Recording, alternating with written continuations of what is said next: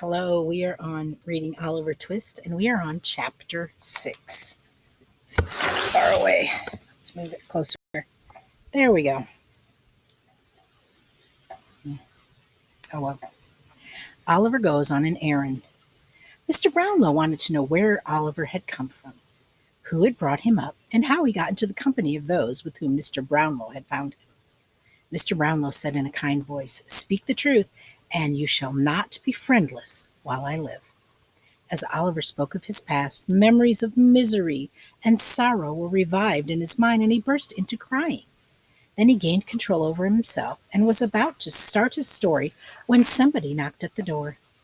The servant announced that it was Mr. Grimwig. Mr. Grimwig was Mr. Brownlee's old friend. Mr. Brownlee introduced him to Oliver. Then he sent Oliver to ask the housekeeper, Mrs. Bedwin, for some tea. He also took the opportunity of Oliver's absence to ask Mr. Grimwig what he felt about Oliver. Mr. Grimwig did not seem to hold Oliver in very high esteem. He thought the boy was definitely not honest, and even went to the point of asking if Mrs. Bedwin counted the spoons and plates every night to check if he had stolen some. It was a coincidence that Mrs. Bedwin entered the room just at this moment with a parcel of books that Mr. Brownlow had brought from the same bookstall keeper who had been the witness to Oliver's innocence during the theft.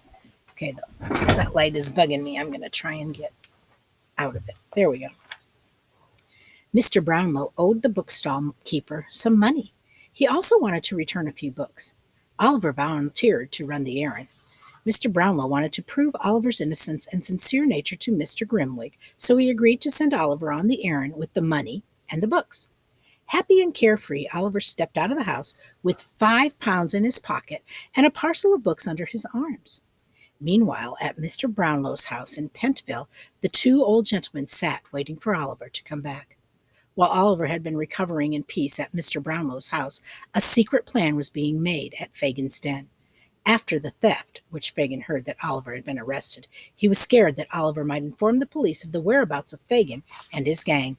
Angry, he was about to thrash the Dodger when another member of his gang, Bill Sykes, a 35-year-old stout man in a velveteen coat with soiled breeches, laced-up half-boots, and a gray cotton stockings, entered the room. A white shaggy dog followed him in. After they had a few glasses of spirits, Bill Sykes was told about Oliver's capture. Then a plan was hatched by Sykes. "You must get a hold of that boy somehow." Suddenly Nancy and Bet entered, and that seemed to provide the answer for working out the plan. "Nancy will go," said Sykes in an authoritative manner. Dressed in a clean white apron, tied over a gown, and wearing a bonnet, Nancy went out, acting as a sister who was searching frantically for a lost brother. She asked about her brother at the police station, and the policeman told her about the gentleman who had taken her ill brother to Pentonville in his own house, after the magistrate had discharged him.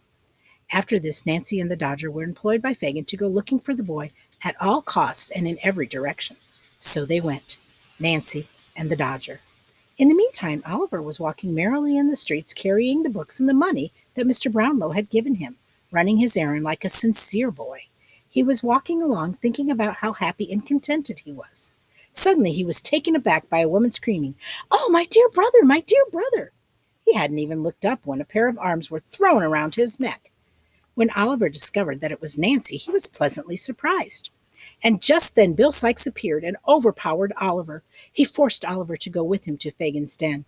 Thus poor Oliver had to enter the world of crime once again. As he entered Fagin's den once more, he was jeered with mockery by Fagin, Bates, and the Dodger. His fine clothing, the books, and the £5 were taken from him. The books belonged to the old gentleman. "Pray send them back. He'll think I stole them," cried Oliver. Uttering these words, Oliver fell at Fagin's feet. Fagin, taking up a club, inflicted a smart blow on Oliver's shoulders and was raising it for a second time when Nancy screamed hysterically, "I won't stand by and see it done again, Fagin. I thieved for you even when I was a child, and you are a wretch that drove me to it. Now that you have the boy, what more do you want?" The fight and the argument now changed its direction toward Nancy, and when she could scream no more, Nancy fainted. Oliver, sick and weary, was taken to the kitchen where he fell asleep. Weak with his recent illness and overcome by the blows and the suddenness of the attack, and terrified by the brutality, what could the poor child do? Darkness had set in, and no help was near. There was nobody to care for Oliver. And that is the end.